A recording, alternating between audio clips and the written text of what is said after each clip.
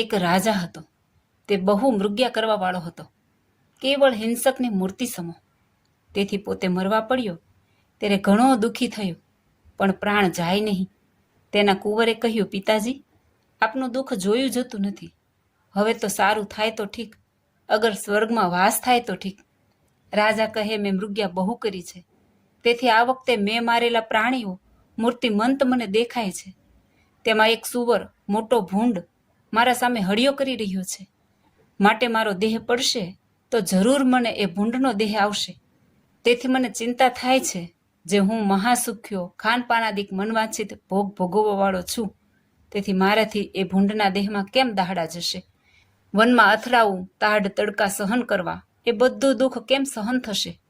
આમ મારું મન મૂંઝાય છે, તેથી દેહ પડતો નથી. જો તું હું કહું તે કરવાની પ્રતિજ્ઞા લે તો હમણાં મારો દેહ પડી જાય. કુંવર કહે, તમે કહો તે પ્રમાણે પ્રતિજ્ઞા લેવા હું તૈયાર છું.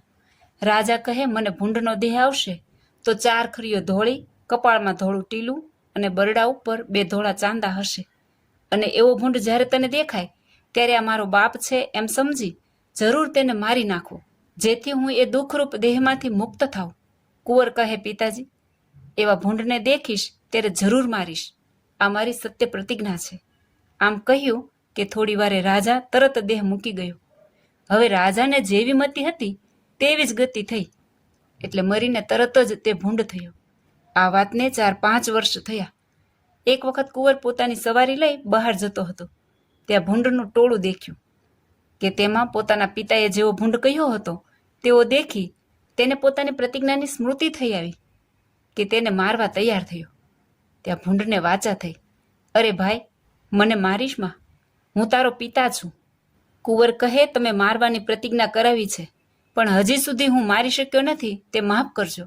પેલો કહે, ભાઈ, એ તો હું અજ્ઞાનતાથી બોલ્યો હતો, પરંતુ આ દેહમાં મને જેવું સુખ છે તેવું રાજામાં પણ હતું નહીં.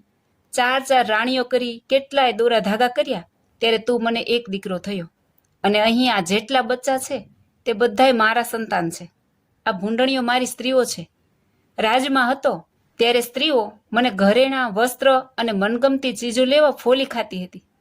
કોઈને અપાય કે ન અપાય અથવા વધુ ઓછું દેવાય ત્યારે મને ન બોલ્યાના બોલ પણ સંભળાવતી. અને અહીં આ બધી ભૂંડણી સ્ત્રીઓ મારી પાસે કોઈ વસ્ત્ર, ઘરેણો કે કાંઈ પણ પદાર્થ માગતી નથી. માટે આ દેહમાં મને અતિશય સુખ છે. હવે મને તું મારીશ નહીં.